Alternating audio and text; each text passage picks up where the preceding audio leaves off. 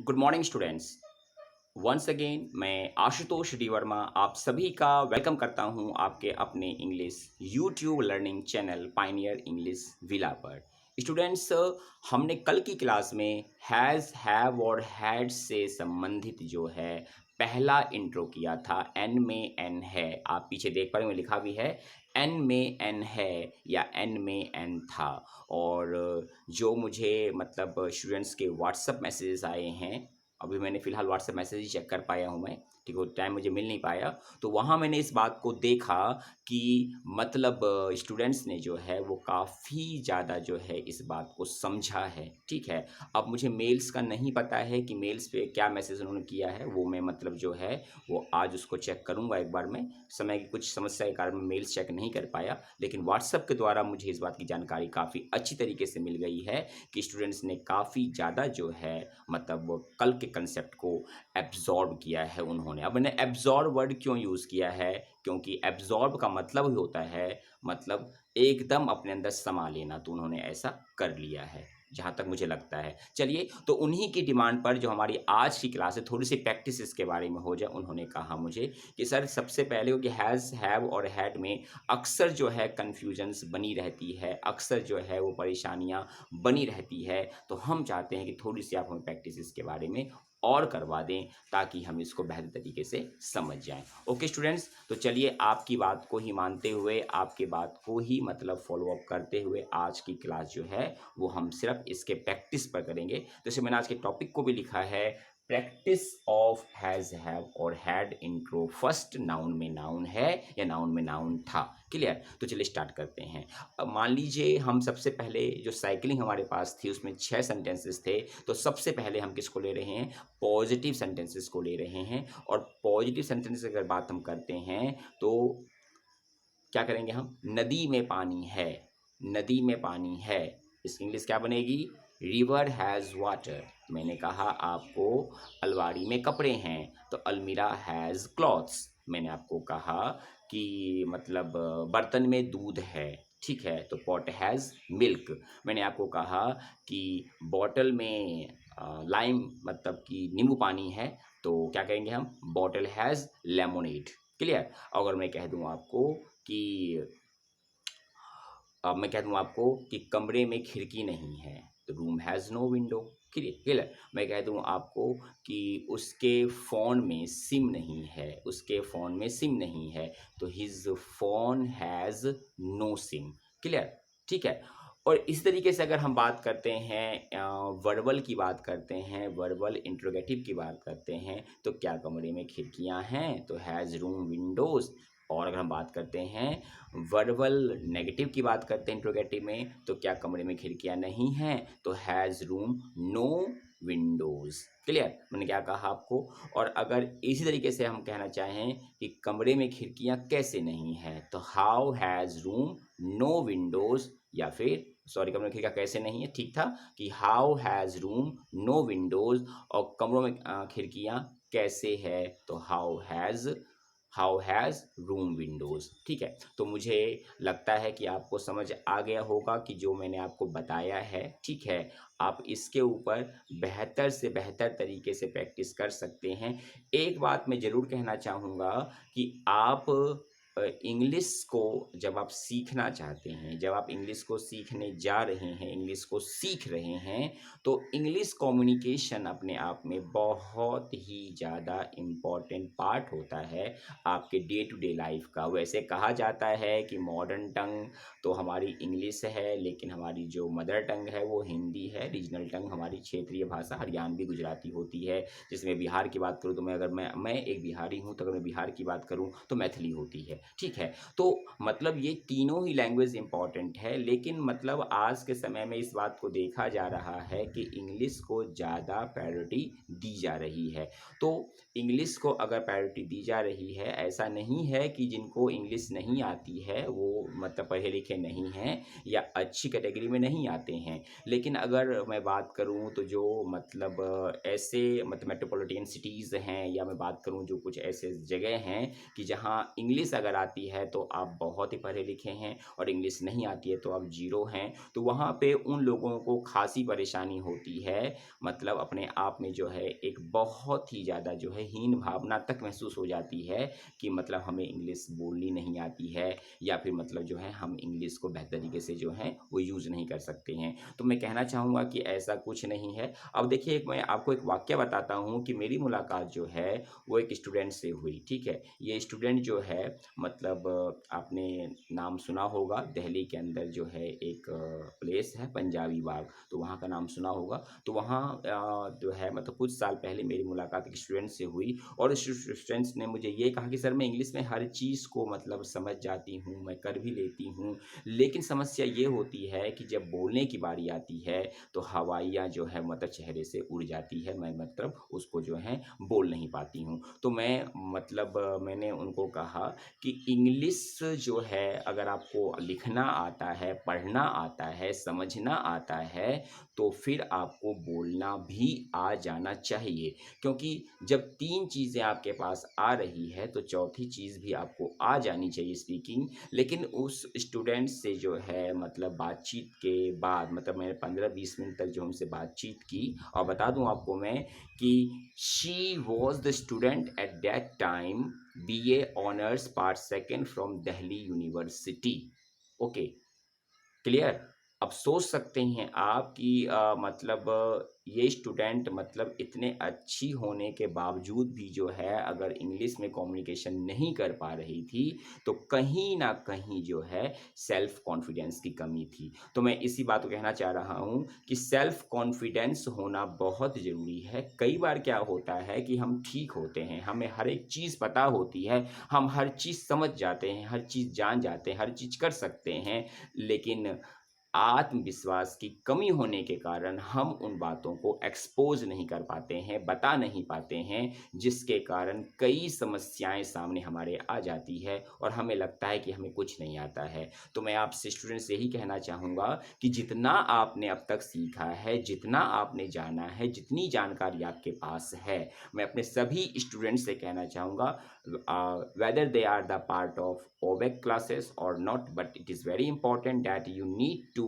be very confident in yourself that you can speak English. तो अगर आप English बोलना चाहते हैं तो आपको जो है थोड़ी सी जो है वो अपने अंदर से हेजिटेशन हटानी पड़ेगी, अपने अंदर से जो है थोड़ी सी जो है वो मतलब हेजिटेशन को हटा कॉन्फिडेंस को लाना पड़ेगा, ठीक है। अब कई बार क्या होता है कि जब हम इंग्लिश बोलना शुरू करते हैं, जब हम इंग्लिश बोलते हैं किसी के सामने, तो जैसे मान लीजिए अगर हम लोकल एरिया की बात कर लूँ, मतलब जहाँ पे मतलब हिंदी बोलने वाले ज़्यादा हैं या क्षेत्रीय भाषी ज़्यादा हैं, ठीक है? तो वहाँ पे क्या होता है कि अगर आप इंग्लिश बोलना शुरू करेंगे, तो लोग कमेंट्स पास करेंगे। लोग कह देंगे मतलब अंग्रेज़ चले गए, अंग्रेज़ी छोड़ गए यहाँ पर, अंग्रेज़ अपनी औलाद छोड़ गए यहाँ पर। ऐसे-ऐसे कुछ कमेंट्स मतलब कुछ ऐसी भी मीन मतलब वर्ड्स को या फ्रेजेस को यूज़ कर सेंटेंसेस को यूज़ करते हैं जिसको सुनकर लगता है आपको कि चलो हम इंग्लिश बोलते ही नहीं है, क्या फ़ायदा इंग्लिश बोलने का जब इतनी मतलब बेइज्जती महसूस होती है। लेकिन मैं कहना चाहूँगा आपको कि जो कमल है ना, वो कीचड़ में होता है। कमल कहाँ होता है? कीचड़ में होता है, और लोग कीचड़ को नहीं, कमल को भगवान के मंदिर तक ले जाके उनके चरणों में चढ़ाते हैं, ठीक है? तो इम्पोर्टेंस किसका रहा? कमल का रहा, ना कि कीचड़ का रहा। लेकिन ये बात समझने वाली है कि वो कमल जो है वो कहाँ से आया है? वो कमल जो है वो कीचड़ से उठ कर के आया है। क्लियर? तो इस बात को थोड़ा समझने की कोशिश कीजिएगा कि मैंने आपको क्या कहा है। आपको इंग्लिश अगर बोलने में समस्या है तो आपको इंग्लिश बोलनी है। आपको जितना आता है, क्योंकि मॉड्यूल मतलब फर्स्ट का पार्ट सेकंड हमारा चल रहा है, 1.2 चल रहा है, और अब आपके पास इतनी थोड़ी बहुत नॉलेज तो हो ही गई है कि आप कम्युनिकेशन स्किल को जो है वो यूज़ कर सकें। तो मैं आपको कहना चाहूँगा कि शर्माना बिल्कुल नहीं है, बिल्कुल भी नहीं शर्माना है, और जितना आता है उल्टा आता है, सीधा आता है, छोटा आता है, बड़ा आता है, मोटा आता है, पतला आता है, जैसे भी सेंटेंसेस आपको आता है आप उन सब का यूज़ करें। कोई अगर आपसे कहता है कि तुम गलत बोल रहे हो, तो आप उसको कहिए I am at the learning stage, I am at the learning stage, ठीक है? प्लीज़ हेल्प मी, आप मेरी हेल्प कीजिए। और जब वो हेल्प कर दे तो कह दीजिए थैंक यू, आपका बहुत बहुत धन्यवाद कि आपने मुझे बता दिया, आगे से मैं ध्यान रखूँगा या रखूँगी। और अगर मतलब कोई कमेंट पास करने के कारण या कोई ऐसे ही कहता है कि तुम इंग्लिश कहाँ, तुम गलत शुद्ध इंग्लिश बोल रहे हो, और जब आपने उनसे कहा कि मुझे बता दीजिए और उन्होंने नहीं बताया, तो आप भी उन पर भारी पड़ सकते हैं। उनको कह सकते हैं खुद को तो नहीं आती और हमें सिखाने चले हैं, ठीक है, चलो जाओ हवाने दो। मतलब आप थोड़ा-सा रूडली भी बिहेव ऐसे लोगों के साथ करेंगे, ताकि अगली बार से ऐसे लोग जो हैं वो आप पर हावी नहीं होंगे। तो स्टूडेंट्स, मैं कहना चाहूँगा कि हर एक अच्छे काम को करने के लिए बहुत ही समस्याएँ आती है, जबकि बुरे काम को करने में 10 लोग आपका साथ देंगे, लेकिन अच्छे काम को करने में एक भी लोग शायद मुश्किल से आपका साथ देंगे। तो मैं यही कहना चाहूँगा कि आप कोई गाली तो नहीं दे रहे हैं, आप कोई बदतमीज़ी तो नहीं कर रहे हैं, आप सिर्फ़ इंग्लिश ही तो बोल रहे हैं ना। हाँ, बात ये है कि आप गलत थोड़ी-सी बोल रहे हैं या गलत इंग्लिश ही बोल रहे हैं, सही नहीं बोल पा रहे। तो क्या हुआ? एक छोटा-सा बच्चा जब पहली बार चलता है ना, तो वो भी गिरता है, घुटने फूटते हैं। आपको याद होगा कि जब आपने पहली बार साइकिल चलाई होगी, तो साइकिलिंग करने के दौरान आप गिरे ज़रूर होंगे, चोट ज़रूर लगी होगी, लेकिन आज शायद साइकिल को तो छोड़िए, आप मतलब बाइक भी कुछ ऐसा चला लेते हैं कि मतलब आपको अपने ऊपर जो है हैरानगी होती है कि how can I do this one? ठीक है? तो मतलब मैं यही कहूँगा कि बोलना बहुत ज़रूरी है। बोलना बहुत ज़रूरी है, ना कि अपने अंदर रखना ज़रूरी है, क्योंकि इंग्लिश तो हर एक किसी को आती है। बचपन से पहली क्लास से इंग्लिश पढ़ते आए हैं, ठीक है? तो इंग्लिश क्यों नहीं आएगी? लेकिन बात ये है कि इंग्लिश आकर भी जो है आपको नहीं आती है, ये बहुत बड़ी समस्या का कारण है। तो मैं आपको यही कहना चाहूँगा कि अब जितना हो सके उतना आप इंग्लिश बोलें, खूब बोलें, और अपने दोस्तों के साथ, अपने पेरेंट्स के साथ, अपने सिबलिंग्स के साथ, ठीक है, जहाँ भी आपको मौका मिले वहाँ आप इंग्लिश बोलिए। गलती ही होगा ना, तो कोई मतलब आपने कोई जुर्म तो नहीं, कोई क्राइम तो नहीं कर दिया ना, गलत ही बोला ना। अगर गलत बोल दिया तो 2 ही लोग मिलेंगे, एक तो जो आपको सही बता देंगे, दूसरा जो आपको कुछ बताएँगे नहीं। जो सही बता देंगे उनका थैंक्स करके कहिए अगली बार मेरी हेल्प कीजिएगा, और जो नहीं बता पाते उनको कह दीजिए कि दोबारा बोलने से पहले सोच लीजिएगा कि खुद को तो नहीं आती और हमें सिखाने चले हैं, ठीक है? तो ये बहुत ही ज़रूरी बात है, ठीक है? और मैं अक्सर अपने स्टूडेंट से कहता हूँ, मतलब ऑफ़लाइन क्लासेस के दौरान, कि आप इस कांसेप्ट को लेकर के चलें और बिल्कुल बेशर्मी के साथ इंग्लिश बोलें, बेशर्मी। देखिए, मतलब मैं आपको एक छोटी-सी बात कहना चाहूँगा कि जो स्टूडेंट्स मेरे हरियाणा के हैं, मैं उनसे कहना चाहूँगा कि कहीं एक लाइन आपने सुनी होगी या आप बोलते भी होंगे कि जाने की शर्म ताके फूटे कर्म, और जाने अपनाई बेशर्माई, वाने कतई खाई रबड़ी मलाई। तो मेरी बात को आप समझ चुके होंगे कि मैंने क्या कहा है कि शर्म करने से खुद का नुकसान है, और जितना आप अच्छे तरीके से थोड़ा-सा ओपन होकर के, मतलब बेशर्म ये नहीं कहा मैंने आपको कपड़े उतार दो, न मतलब कि जो उतार करके जो नाचना शुरू कर दिया, ऐसा कुछ नहीं कहा मैंने। मैंने कहा कि बेशर्म बनने का मतलब ये थोड़ा-सा मैंने मतलब इस वर्ड को यूज़ किया है, ठीक है? ताकि आपको बता सकूँ मैं। तो मतलब मेरा कहने का मतलब ये है कि आपको बेशर्म बनना है बोलते समय। कोई गलत बात तो नहीं कह रहा, आप इंग्लिश ही बोल रहे हैं, तो इंग्लिश आप बोलिए ना, जितना आप बोलना आता है उतना बोलिए ना। प्रॉब्लम आती है तो अपने आस-पास के लोगों से कॉन्टैक्ट कीजिए, अपने टीचर से कॉन्टैक्ट कीजिए, अपने पेरेंट्स से कॉन्टैक्ट कीजिए, अपने एल्डर्स, ओल्डर से कॉन्टैक्ट कीजिए, और अगर फिर भी कोई प्रॉब्लम आती है, तो फिर आप मुझसे भी कॉन्टैक्ट कर सकते हैं, ठीक है? और ऐसा नहीं है कि जो ओबेक के पार्ट हैं सिर्फ मैं उनको ही जवाब दूँगा, जो मेरे ओबेक के पार्ट नहीं है लेकिन मेरे सब्सक्राइबर हैं जो मेरी वीडियो को लगातार देखते हैं, मैं उनको भी हेल्प करूँगा, ठीक है? क्योंकि मेरा मकसद यहाँ पर जो है वो सिर्फ यही है कि मैं बेहतर से बेहतर तरीके से आपकी हेल्प कर सकूँ, आपको बता सकूँ। तो मैं यही चाहूँगा कि आप मतलब मोर टू मोर प्रैक्टिस करें, और आज की जो मैंने टॉपिक लिखा है practice of has have had, आप सिर्फ इसकी ही प्रैक्टिस ना करें, आप is am are was were की भी प्रैक्टिस करें, और जो पीछे आपने पढ़ा है आप उसको भी ध्यान में रखें। लेकिन खास करके जो वर्ब्स की बात है, तो is am are was were has have had की प्रैक्टिस तो आप लगातार करते रहें, क्योंकि आगे हमारी जो और लेसन्स आने वाले, लेक्चर वीडियोज़ आने वाले हैं, वहाँ मतलब और भी कुछ मैं आपको बताऊँगा। तो आप अगर लगातार प्रैक्टिस में रहते हैं तो ही आप इनका बेहतर यूज़ अपने टंग पर कर सकते हैं। अदरवाइज़ तो प्रॉब्लम आपकी बनी रहेगी, सब कुछ आता रहेगा, स्टोर होता रहेगा, लेकिन वो स्टोरिंग का कोई यूज़ नहीं हो पाएगा। तो ज़रूरी है कि जो खाना हम खाएँ वो हमारे बॉडी के लिए भी यूज़फुल हो। ऐसा ना हो कि खाना तो खा लिया, बॉडी के लिए यूज़फुल नहीं है, ठीक है? मतलब मेरे कहने का मतलब यही था कि जितना आप सीखें उसको आप अपने टंग पर यूज़ करें, ठीक है? तो मुझे उम्मीद है कि मेरी बात आप ज़रूर मतलब मानेंगे और आप उस पे ज़रूर वर्कआउट करेंगे। ये बहुत ज़रूरी रहेगा और मैं चाहूँगा कि आप इसको ध्यान से समझ कर जो है वो करते रहें।